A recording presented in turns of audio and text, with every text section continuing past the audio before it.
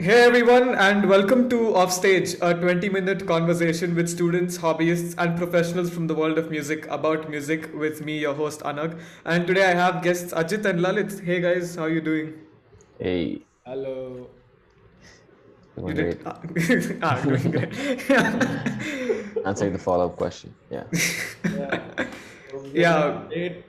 It's awesome. yeah. Let's go. let's go. Yes, let's go. So to start off, can you guys give us a little introduction to yourselves, Ajit? Yeah. Hello to all the people that are listening to me. So I'm Ajit, aka Ajeemama. I thought I'd be introducing myself like that. But Nice. yeah, I've been playing guitar for probably 10 years. Hmm. Um, Pretty much self-taught. I did go for classes for a while. I Oh went to wow. Octavium for a month or so, but for the Ah, most part, okay. I'm self-taught. But Hmm. yeah, so right now I'm a part-time musician. I'm planning to go full-time soon. Outside of playing music, I also make music videos and I write a lot of my own tracks and I Nice. mix, produce also a little bit. Nice. That's quite the introduction. Lalit? Yeah. Hi everyone. I'm Lalit Gattani. I am a vocalist. I have been singing for about 15 years or so. I started singing like super young when I was like 5 or 6 years old. So I have been taught Hindustani classical, but it wasn't the Right. most formal education. Okay. For 5 years, I was taught Hindustani in a very informal way. It was like my teacher had his own method. So that covered most of Hindustani, but then it also had a lot of Western techniques as well. So that's why I was able to grasp a lot of Western techniques also. And I also I'm a part of Bangalore Broadway company. We Okay. have been on a hiatus for ever since the pandemic, but yeah, we used to do a lot of shows before Corona and everything. Nice. I mean, right before I get into how you guys ended up in music and playing guitar and vocals, just like a follow-up question for Lalit. You Yeah, said you learned Hindustani vocals first, right? And then, of course, right, now you're doing a lot of Western vocals. What would you right. say is one difference between the style of singing that goes in Hindustani and in Western? Good. So like the major difference between the two is that when you're doing Hindustani, you are only allowed to use your chest voice. Okay. And when you're doing Western classical, I'll talk about the Western classical part because even though metal has a lot of technique, I am not aware of how to use those techniques. Okay. So I'll talk about like Western classical. So in Western classical, you are not supposed to use your chest voice all the time. So when it treats your voice like an instrument, so you are supposed to use your head voice where it's less strenuous on your throat, on your uh, the quality of your vocals over a period of like a lot of time. So, Okay. but that's looked down upon in Hindustani. So you Oh. cannot use falsetto voice. So like people who don't know what falsetto is, it's like it's a form of head voice where the power is very minimal, and it's very soulful, very soothing kind of a voice. So that comes from the head. It doesn't come from the chest. That's why it doesn't have that power. So that's not people don't usually use that in Hindustani classical, and it's actually frowned upon. Oh, okay. I So didn't yeah, know that. yeah. So so if you want to hit a very high note, you have to belt it. So Okay. that's the technical term for it, belting. So belting is when you use your chest voice. So a lot of metal vocalists belt, but in Western classical, your belting is something that's used very used like a resource. Like Okay. you're supposed to belt once in a show, twice in a show, but Hindustani classical is all about belting. Oh wow, very interesting. A major difference, I would say. Right. And also for Ajit, for you Mhm. also I had a follow-up question when you gave your introduction. You said you learned guitar by yourself for a lot of the part, you self-learning. Mhm. So, and you also did learn at Octavium for 1 month, and Yeah. you also, I'm pretty sure you've done some form of formal guitar learning to some Mhm. extent. So, Mhm. what would you say is a big difference that goes behind getting better at guitar, one by yourself, and two following like a certain formal method of learning? Right. I think the biggest challenge in terms of learning anything is really finding the right person to teach you, especially in the beginning. So it's very, very easy to fall to get um, to find a teacher that's not really right for you. And I think that happens to a lot of people, especially when you're starting out, because you have no idea where to look, right? Right. And so what happens to most kids is that they quickly get disinterested. If you are one of the lucky few that ended up finding the right teacher, then like you hit the jackpot. But again, that doesn't happen very often. So I Right. think if you were fortunate enough, I mean, you hit the sweet spot and you found this teacher that teaches you exactly what you want to learn. That's great, and I definitely think that that's a faster way to learn things because you have a more structured approach. The biggest difference is when you teach yourself, you have to go through the natural process of trial and error, which means a lot of times you're going to learn something, you're going to go on a particular route, but that route is not going to necessarily be the most optimal way to learn things. It's probably not, you're probably not going to have the right technique.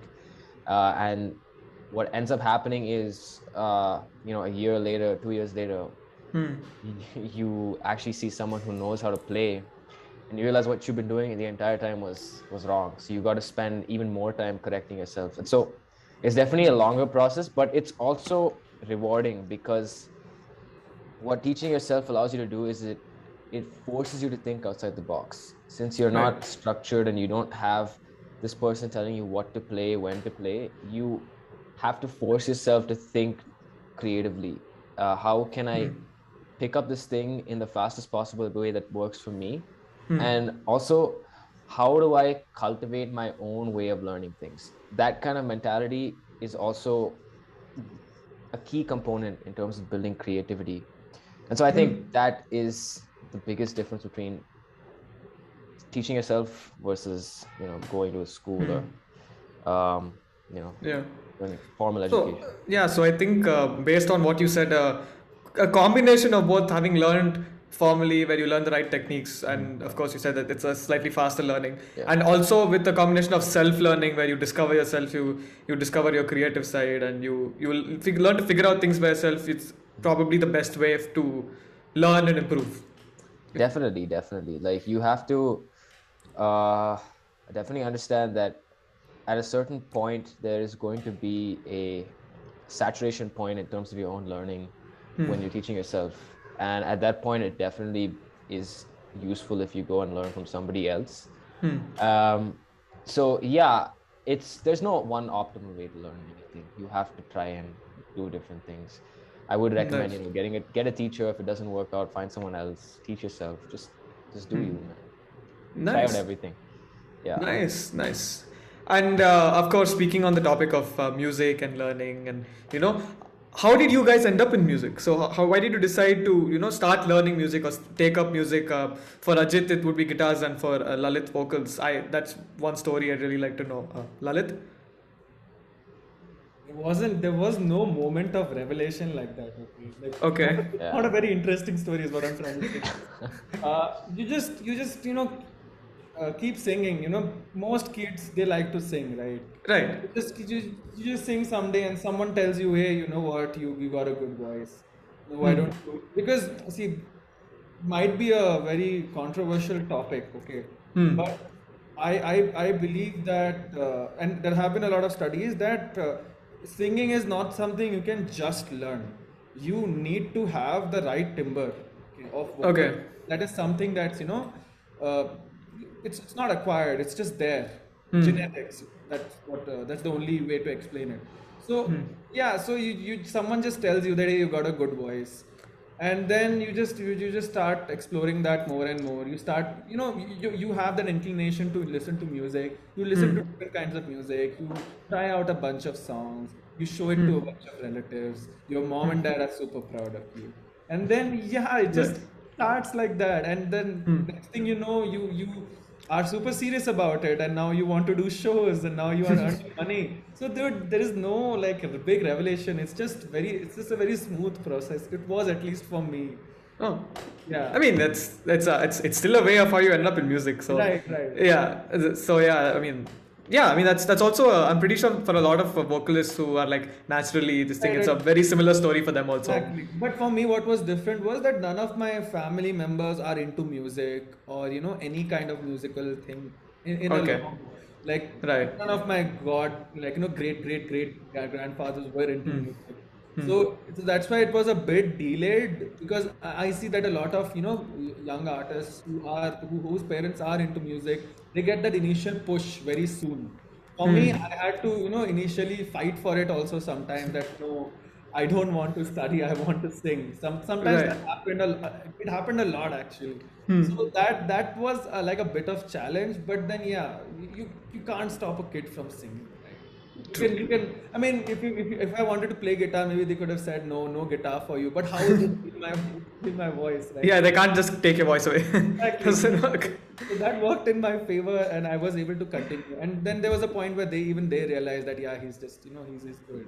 Nice. No point. Yeah. And Ajit, what about you?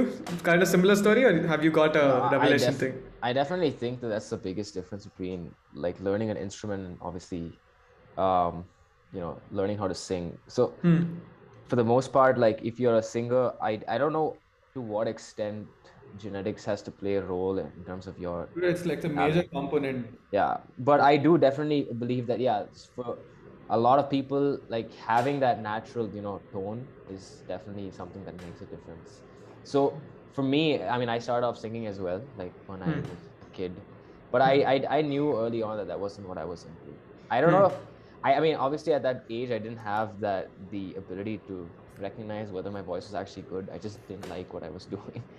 And I don't know. I mean, I was a hyper kid. I just wanted to run around all the time. So for me, I guess singing wasn't it.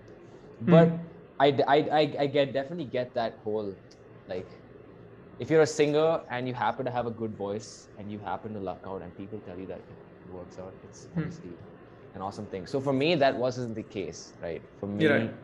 like I started learning an instrument when I was 10. Right, so this was a few years after I had given up singing. So I pretty much thought like I was never going to get into music. But when I was 10, I remember seeing one of my cousins. He had bought a guitar, and my mom told me that he had started playing. And I remember I was like just really jealous of him, and I thought, okay, you know what, I'm gonna pick this up and try to play as well. Yeah. And yeah, I did. That's the story you wanted, Anagh. That's a big story you want, dude. Like you're a 10-year-old, you're trying to be cool. Like, okay, oh, I want to learn the guitar. I'm gonna impress all the ladies and. Oh. And then you go for your first class and you realize it's gonna take a lot longer than you thought it would. And then Right. And it's only going to impress the guys. yeah, impress no one, dude, in the beginning because it's just it's just such a disappointing moment when you realize like, oh crap, I can't even move my fingers across this thing. Like, I'm not gonna play anything. Right. And so yeah, so like for me it was a highly non-linear process. Like I went for classes for a few months and then I stopped playing because like it's hard. And then I just want, you're a kid, you just want to run around. You don't really want to like sit down and play anything. Right. But then somewhere when I was like around 15, 16, I definitely started getting into like music because for the first time in my life, I felt a real connection towards stuff. That's when I got into like Linkin Park and like, all the bands that I was listening to as a kid. And so from then on, it became something I was a little obsessed with. So I started practicing every day and like it just became this thing that I wanted to do all the time.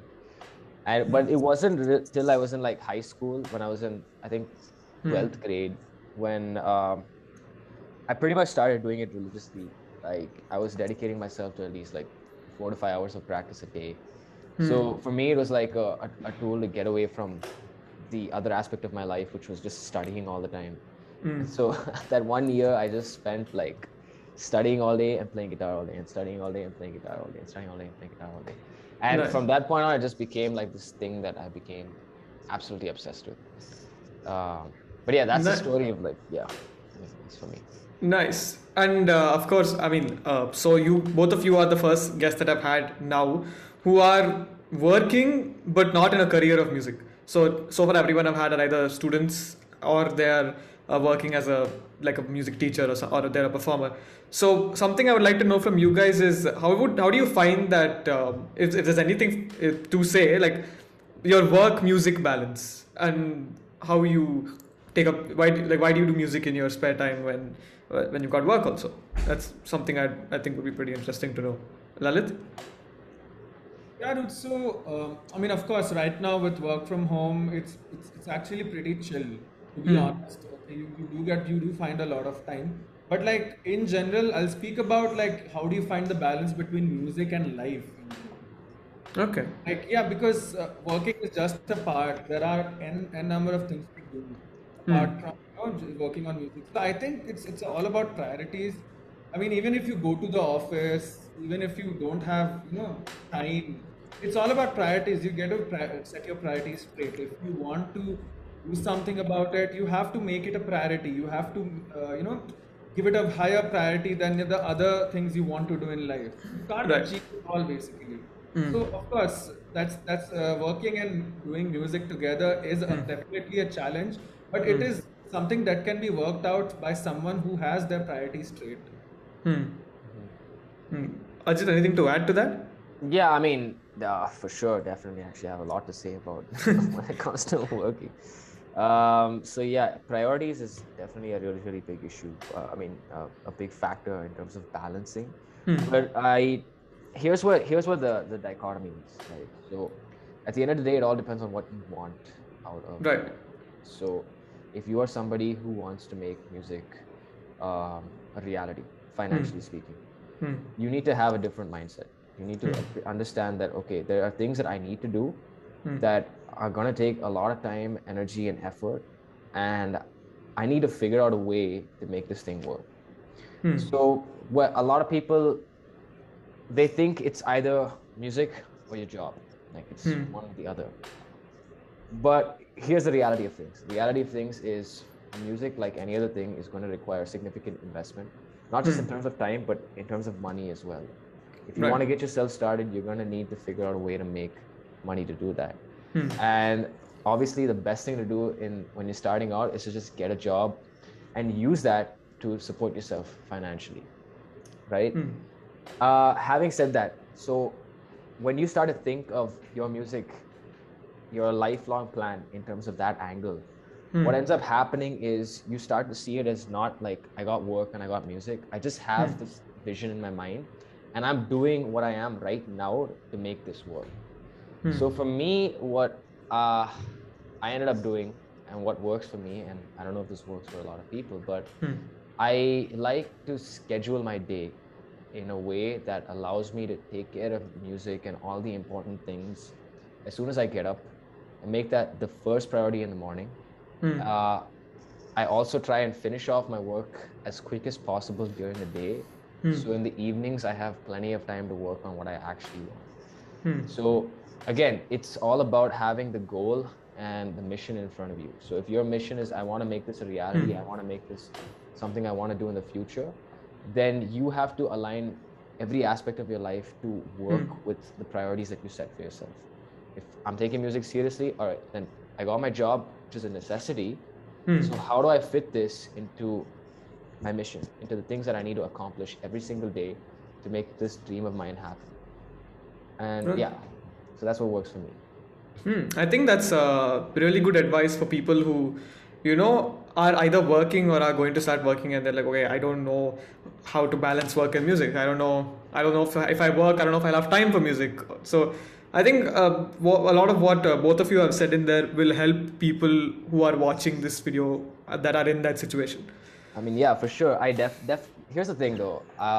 Don't expect balance always. Like, yeah, of course. Here's the thing. Like, balance is like, I don't know if Naval Ravikant put it the best way. Like, the way the modern world is designed is that we are engaging ourselves constantly in non-linear work, which means like if you were born, say, 50, 60 years ago, right, and you were a farmer or like a lumberjack, and your job is to chop down wood, right? So if you're chopping down wood, right, 8 hours of output is proportional to 8 hours of input, right? I can't chop a tree faster than my hands hitting the actual wood itself, right?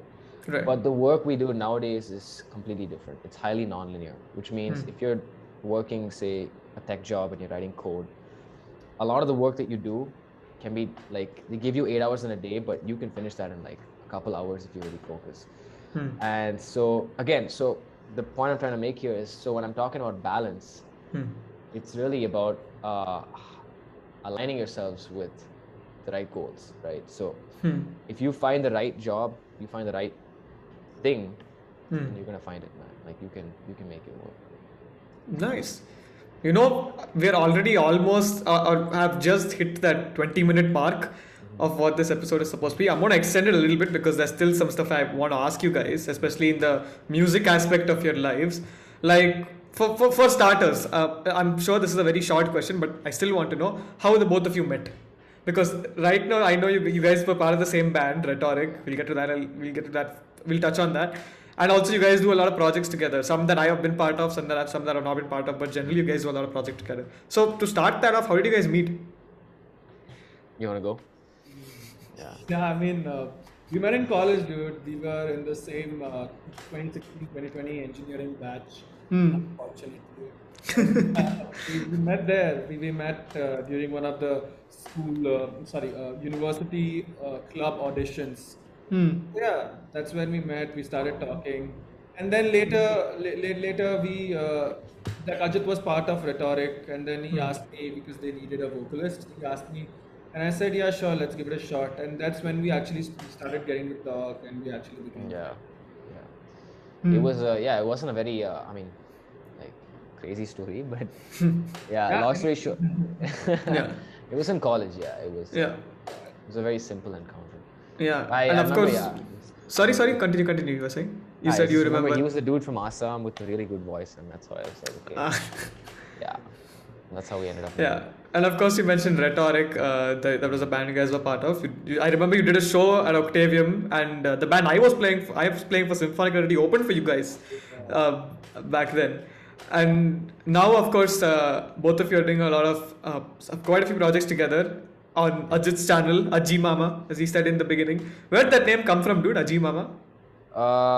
It was just some silly name I made up when I was 8, and so the reason I ended up sticking with it is because my name by itself is really boring, and I know that if my YouTube channel name was Ajit Rao, I have half the number of subscribers I have right now. Like it doesn't stick in people's minds. But the second I say Ajeemama, it's like, wait, what? What do you say? And it's it has a little bit of recall value because it's like people don't expect it. Like, hey, follow my YouTube channel Ajeemama, and then they just it takes a second for them to just digest what they just heard. I might do something like that because of what you just said. Because it's pretty true what you said. boring. Like just Ajit Rao would be boring. Yeah, nobody would follow it. They think it's like one of those channels where the dude on the guitar and there's the audio is coming from his headphones. It's just extremely crappy quality. That's what you expect the second you hear a channel name that. Thanks, man. My channel name is Anagh Nayak, but we move. Yeah, you might want to spice it up a little bit. Yeah. Anagh 4 drums or something. Number 4 or something. That's just copying Bharat, dude. Bharat is Bharat on drums. Yeah, whatever. But you can spice it up, dude. I definitely will think about spicing up the name. You gotta have a white people name, bro. White people. If you want to pull it off. I'm being serious here, dude. It has to sound Hollywood if you want to sell it, or it has to have some sort of crazy masala-y name to it. Yeah. So Ajit, one thing I also know is you're working on an EP. I'm pretty sure Lalit is part of it. I am also playing a small part of it. So could you give us a little teaser to what that EP is? Yeah. So it's been in the works for a while now. I've been writing these songs for I think more than a year and a half. Some of them are pretty much 2 years old. So the cool thing about this EP is I've been trying to get as many different people involved in it as possible. So I got you. I've asked Ujjwal to help out with some drums. I've asked Dhananjay to track bass. I've been asking just everybody to come and toss in whatever they want. But it's been a long process because I have a lot of other projects I'm engaged in right now. With the channel, I have to consistently keep working on covers, so my time is just balanced between writing a lot of covers and also on the EP. It's gonna be 5 songs. I've written 4 right now. I'm still tracking the 5th one. Me and Lalit are working on lyrics for one of them. We've written it for 2 of them actually, but we need to sit and finalize all of them. It's gonna be a while before it comes out, maybe a few months, but when it does, it's gonna be exciting. Maybe a banger, dude. Yeah, Yeah, can't absolutely. wait.